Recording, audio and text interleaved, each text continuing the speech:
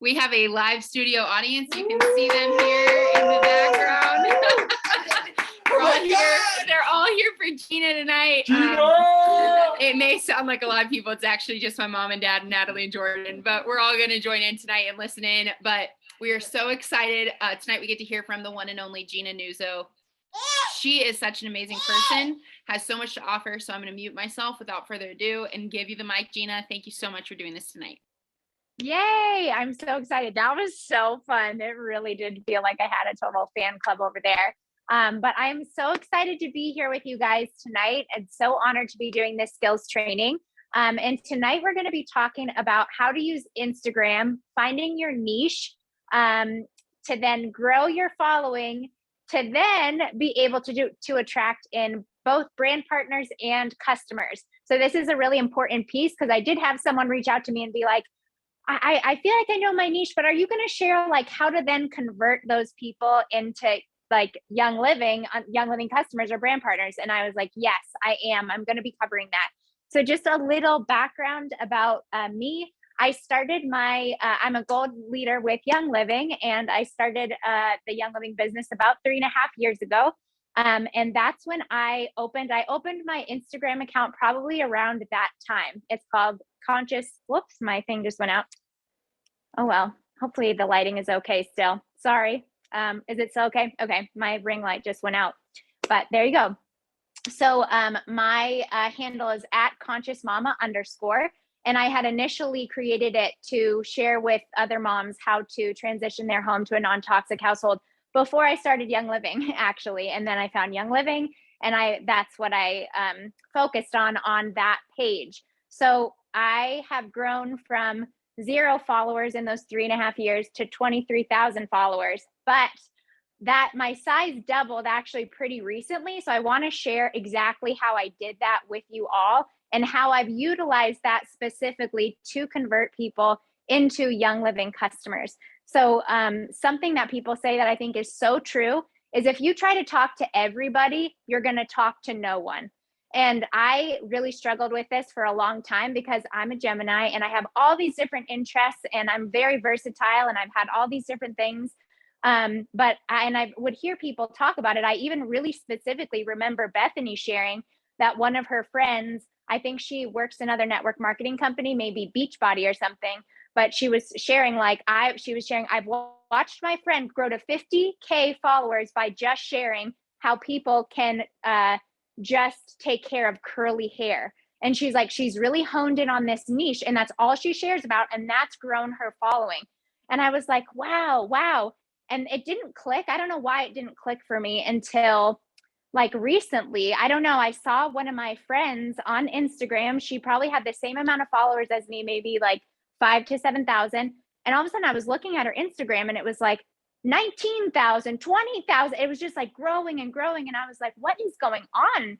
And I was like, I really feel like this niche thing, there's a thing to this niche thing. And I think I just need to do it. And so I decided to really pick a niche. So really stick to one thing and stick to doing a reel a day.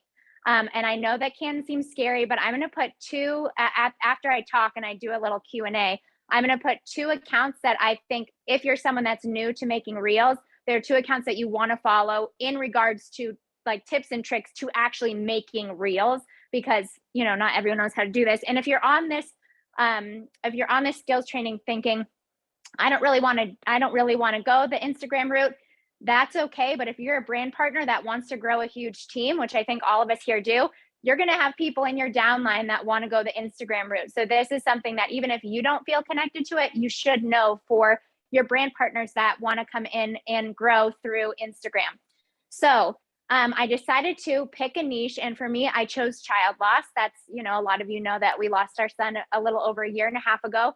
And I felt like this is something that I know is a community that I can serve. It's a niche that I feel like it's just really close to my heart. It's a subject that I think is pretty taboo and people don't want to talk about. And I know I could make a lot of people not feel so alone in this way. And I'm going to really just focus on that. Before I was like greenwashing child loss, like breastfeeding, like I was all over the place. And I just decided to really just pick that niche and do a reel a day on that specific niche. And I'm telling you, and it wasn't after 30 days, it wasn't after 60 days. And I remember at a certain point being like, I don't even know if this is really working. And then I think it was this like divine intervention. I saw this post that someone did that said, don't give up after doing even a reel a day for 60 days, even 90 days. Your growth will start to happen after 90 days. And then boom, I had a reel that went viral. I've had a bunch of reels that went viral, but this one hit over 8 million views. And my that's how my Instagram grew. And I grew to over, like, from one reel, I doubled my Instagram following. So I am telling you, picking a niche, and I know you might think like, oh, what could a niche be? I literally, when I'm watching reels, because I just watch, people pick the silliest things and I watch them grow. Like I saw this one kid, he literally picked like reels on like him as like his perspective as like a skier. And literally all of his reels are him on the chairlift. And I watched him grow his Instagram to like over 20,000 just doing these stupid reels on the chairlift, right? And then I watched another friend, she just and she's over 30,000 followers now, and she chose like cannabis use for moms. And that's like what she does reels on, you know, that's all. She's like just targeting that community. Who else? I watched another guy target just like being an introvert. So literally, even if you're thinking like, I don't have crazy skills or like a crazy life experience, I think someone's unmuted. That's okay. You can pick something as like being a cat mom, but pick your niche and stick to it. So now I'm going to share how to then convert this strategy into Young Living customers and brand partners. So if you go to my page, I'm very strategic in the fact that you can't really tell that I'm with Young Living. And that's a very strategic move that I do. That's why I don't say like oily mama or anything like that, or Young Living this, Young Living that. That's why I even wouldn't pick your niche to be anything that has to do with Young Living. It should be something separate. It's the marketing isn't about Young Living. That's actually not how you're going to attract people in. Unfortunately, people have misconceptions and preconceived notions about MLMs. Even when someone follows me and I can see they're in a network marketing company, I'm like, oh, she's going to try to sell to me. Like I feel that, and I'm in a network marketing company, you know? And so I'm very strategic about that in my reels, I just share on the specific niche, and I only share on the niche. On my posts, I share on the niche, but also about personal stuff. So I share about my family, grief, all that, but personal. I think on the post, it's fine to not 100% stay in the niche, but to share personal. And then this is where the Young Living comes in for me, and where I convert the people that are attracted into my page, and they get to know me through this niche that I've created for my page. But then on my stories, that's where I talk about Young Living. That is where I bring in the Young Living, and I always address what Young Living has to offer to meet a specific need. That has always been how I've been able to like bring in enrollments and bring in people. That's what I feel most comfortable in, is saying like, hey, today I'm going to be talking about cleaners and how they can be detrimental to your health and how to switch to a non-toxic cleaner. I do that through my stories. I also will go live and then save those lives to like the video section in your Instagram.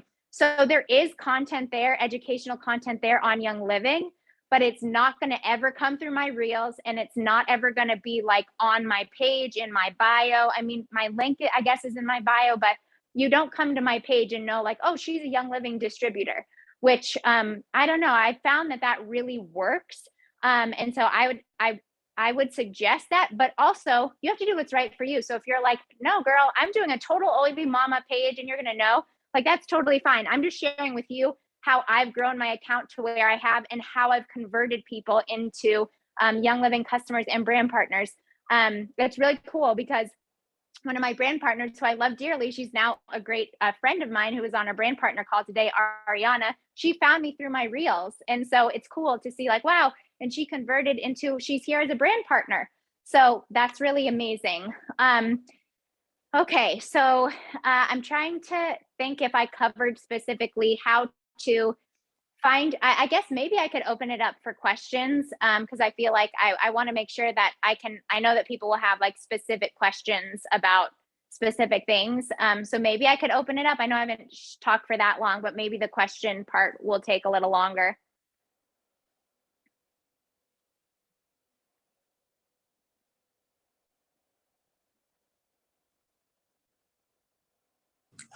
Gina, I don't know if you saw, there was a couple of questions in Gina, the comments.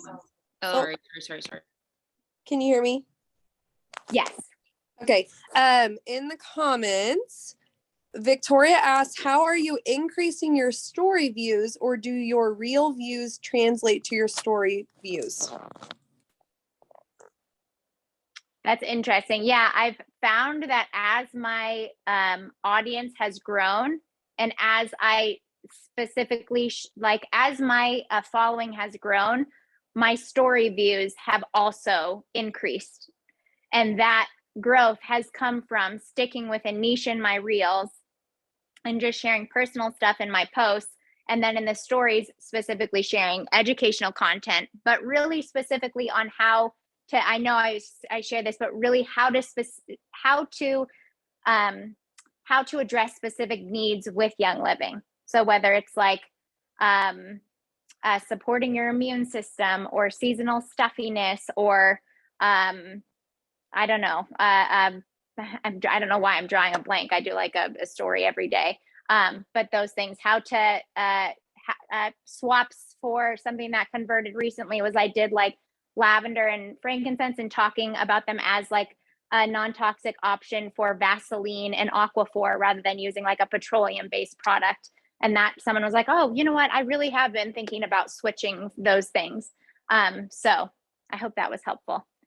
I have a question for you. Yes. How much time did you say you spend having like personal conversations with people who then reach out from what they learn from you?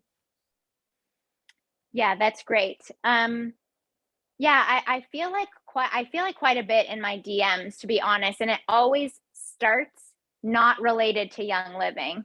Like it always starts with like we're talking about our kids who've passed, or we're talking about a book that I posted about, or we're talking about where I've lived, and then they bring up like, I'm really struggling with sleep, or I've been thinking about trying those essential oils. They really have helped you with your PTSD or whatnot. So that's a really great point, Whitney. There's always conversations happening in the DM section, but they usually don't start off with being anything related to Young Living. That's so interesting. So I know that that's one issue that people have, is not to take over the questions. Sorry. Yeah. But I know that's one people have, is to go from we're talking over here about this random thing, to bringing up Young Living without it feeling salesy or without it feeling awkward. What you clearly do that well. So what is your tactic? Yeah, the need for me always emerges. Like, for instance, I was talking to someone and we were going back and forth about this book that I had posted. And she's like, oh, I read that book. It was really helpful. My son has autism, and it really gave me this like, bigger perspective on like the purpose in it. And I was like, oh yeah, I don't know if you'd ever be interested, but we did the most amazing class specifically on how to use essential oils in Young Living with kids with special needs. If you're interested, I can send you the replay to that. So like the need always kind of emerges naturally, whether they're like, I'm really struggling with depression, like, and and then it's like, oh, I don't, there's been a bunch of things that have helped me with this, but I don't know if you've ever considered like trying essential oils, but I did a specific video on using them for emotions. If you want me to send it to you, I can,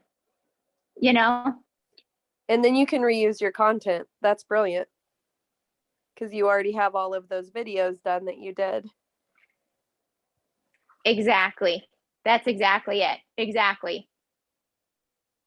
Yvette asked, do you always connect the stories on products to your niche, or does it matter?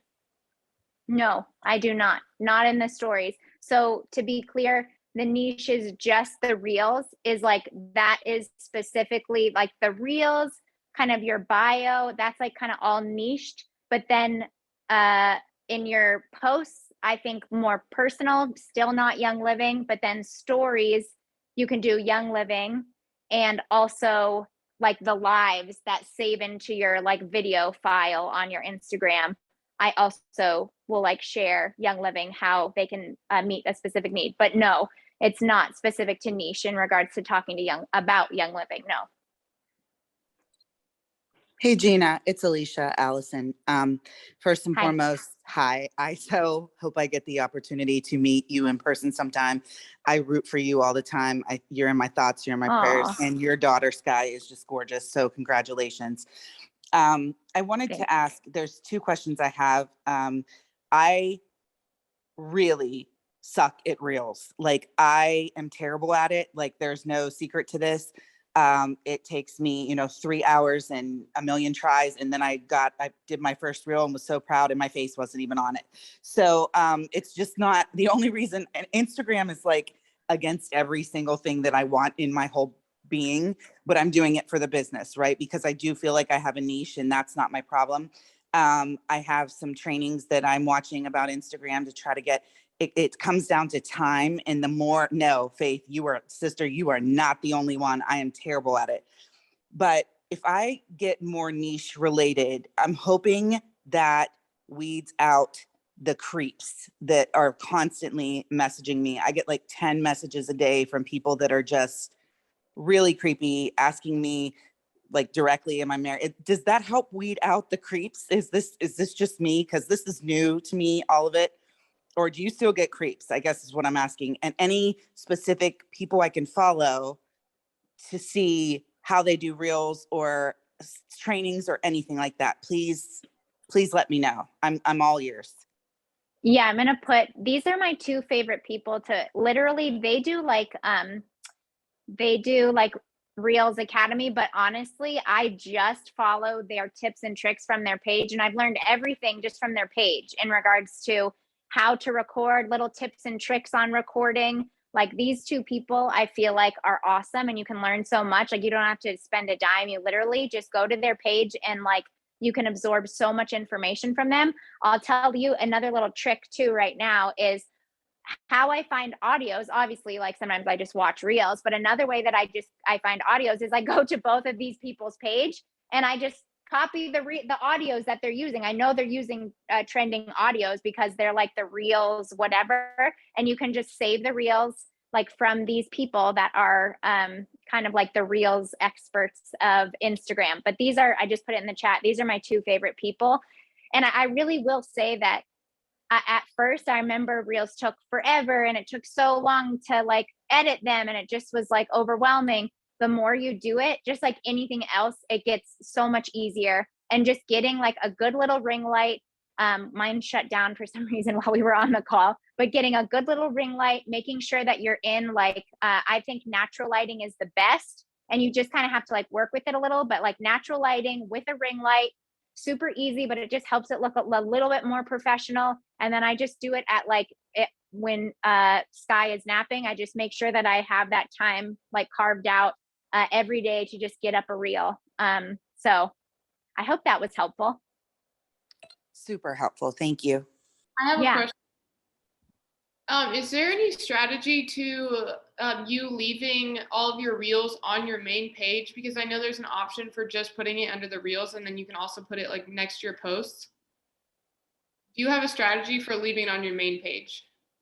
I think I would leave it on the main page just because when I go to other people's, if say for instance, I see someone's reel and I'm like, I'm intrigued by them. I go to their main page and like I'll go through their main page and I'll look at the reels that are there. I don't necessarily go over to their reels section.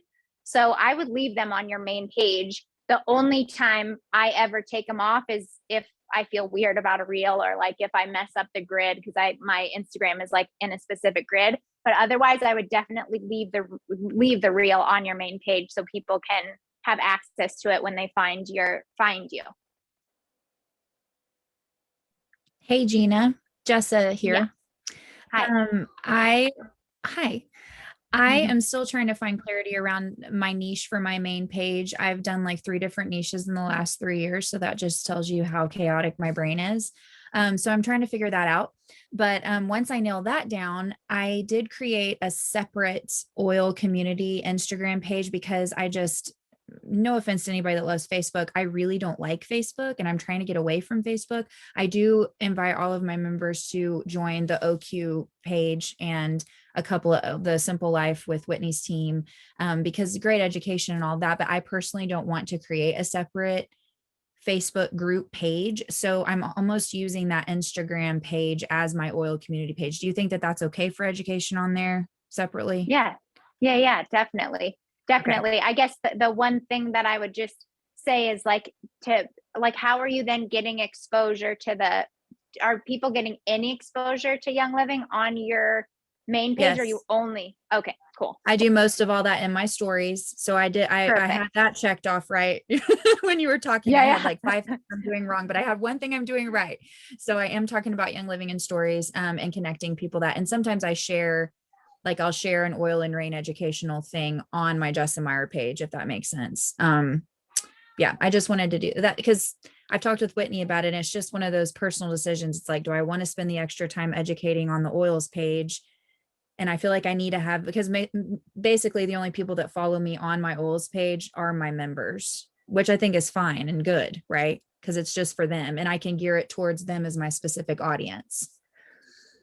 I wonder if too, and maybe you're already doing this, so tell me if you're like, Gina, I'm already doing that, but I wonder if you could recycle content. So like if you did like lives on your main page so that like people are being exposed to it on your main page and then you save it and then recycle that into your education group.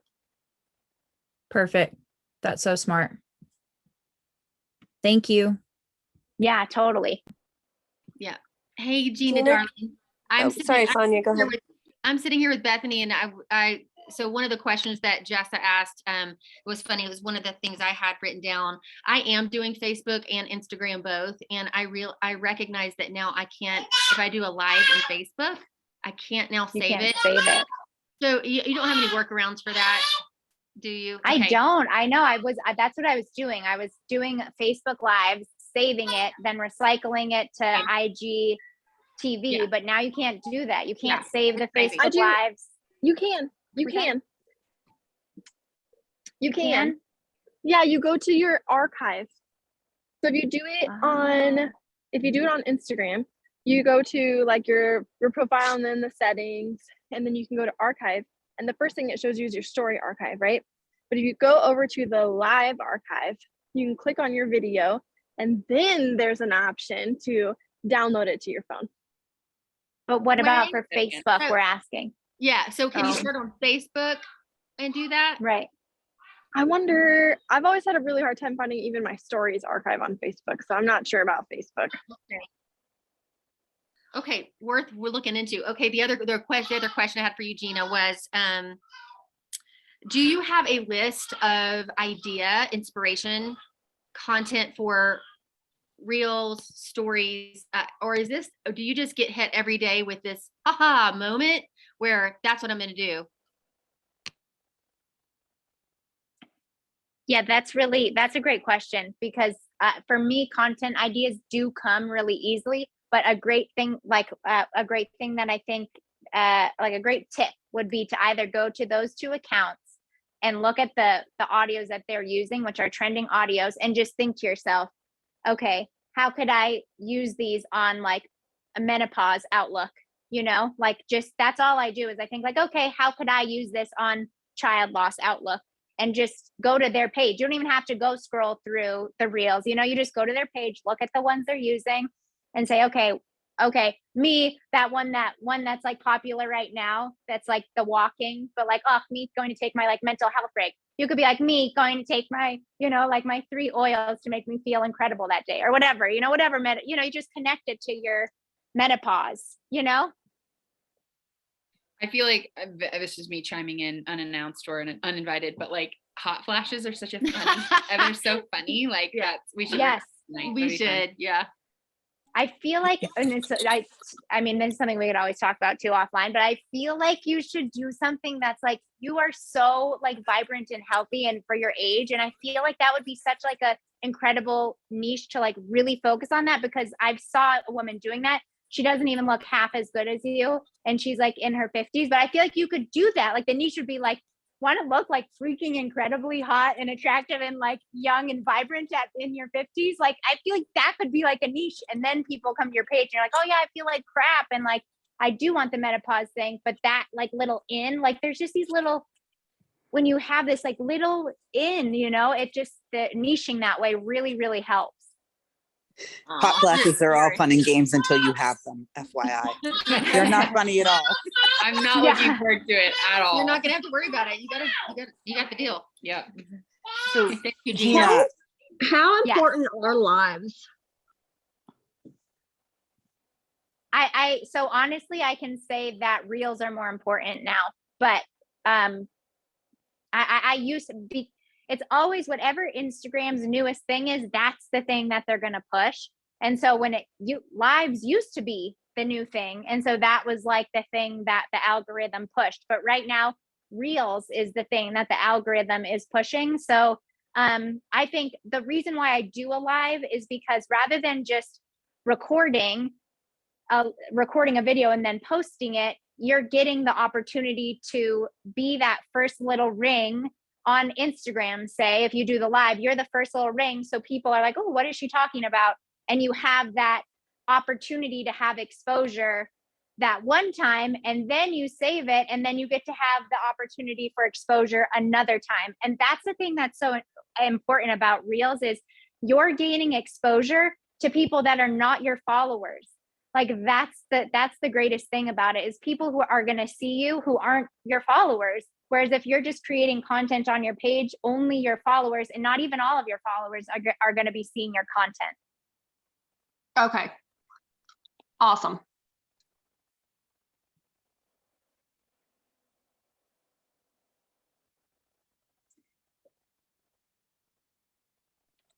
I have another question. I'm so sorry.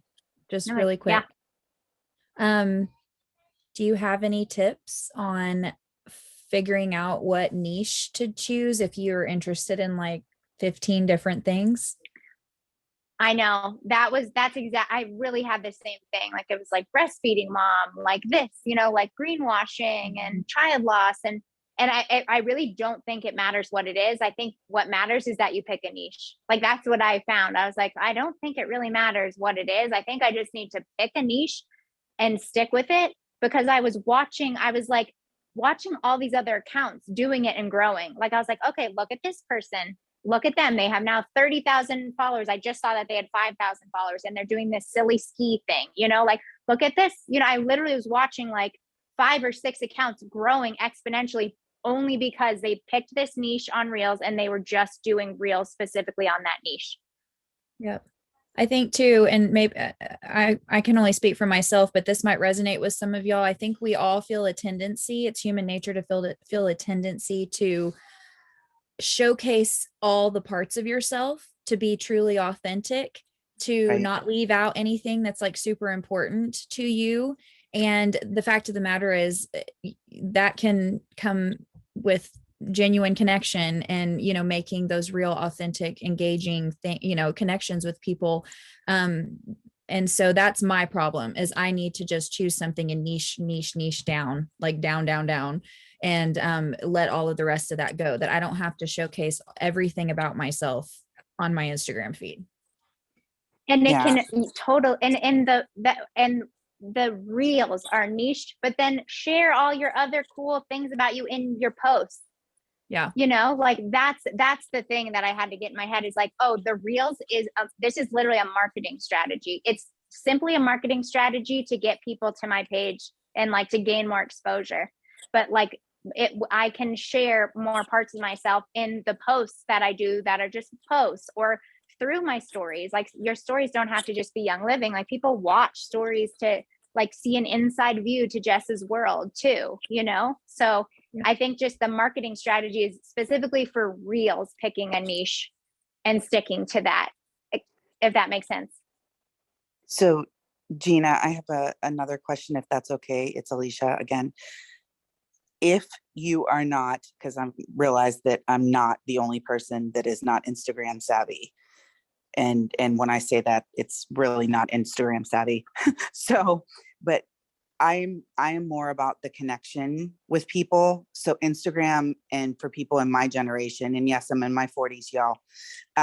It's harder to like put yourself out there and be vulnerable to strangers, and just, I have no problem with that, doing that in my niche. But like for me, it's not, you can only post so much about trauma and things like that before you come. See, if I don't do the reels, I wonder if it's even beneficial for me. I mean, I'm going to learn, and that's fine, but I also work a regular job with tons of hours. So I'm trying to think if there is I've built my business on Facebook with people that I know only. It's people that I know that need help, and they know me well enough to reach. Thanks, Faith. You're so sweet. People know me, and they know two things. One, if it comes out of my mouth, it's absolutely the truth. And two, I care about people. You know what I mean? So that's how I've built my business. So for me, I think the mental piece of the Instagram, but you can continue to do that. But eventually what is going to happen is I'm going to run out of people that I know or that I meet, or, you know, because I'm the girl that talks to strangers on the elevator. But I think it's going to be really hard, and I'm trying to prepare for the future. And that's why I started Instagram. But I mean, I can build this business on Facebook alone, and it with interpersonal connections. But I'm really struggling. Like, I'm going to watch everybody and everything, but time for me is a constraint as well. So it's kind of hard. So I'm just trying to think. You're saying watch these people, and it'll be, something will pop in my head, and it'll be okay. And I think I literally have a mental block about it. I'm going to put it out there in the universe right now. I think I have a mental block about it, because it took me, if you would have seen me, it was 3 a.m. and my face wasn't even on it. And I was so freaking proud. I was so freaking proud. I did my first, and it took me over 2 hours, and I will say it out loud. But, you know, and then tears. So I put makeup on and everything. Like, this was all types of serious. So, okay. So just stick with it. Don't give up, and get over my mental block, and put on my big girl pants. Okay. Yeah. And I think it just takes like anything else. And I think it's hard when it's something like social media where you're like, no, but I look at these people and like, they're doing these little videos and it seems so simple, but just like anything else, like we always forget, like there's always learning curves when we're learning something new. It doesn't matter what it is. And it's same with social media. So like, even when I first started doing reels, it was the same. It would take me like hours to learn how to edit and like do it. And it was so frustrating, you know? And now it's like, but I kept persevering and being like, no, like I just had this sense that like this was an important thing to learn. And that's totally true. I'm 3.5 years in. I've blown through my warm market. That is the beauty of social media. And the beauty of reels is you're gaining exposure to new people, a different market who have needs, and that's the bottom line, is that these people have needs that we can meet, you know? Okay, I'm going to look at it. I need to change my perspective about it. And you've convicted me here, Gina. So thank you. Appreciate you. Appreciate you so much. Gina, thank you so much for tonight. Hey, as you guys are hopping out, just unmute yourself and say thank you, Gina, or send her a message. You rock, Gina. Thanks, Gina. Thank you, Gina. You're awesome. Thank you. Thanks, Gina. Thank you. Thanks, Gina. I'm gonna Thank go you. like get on my Instagram right now. So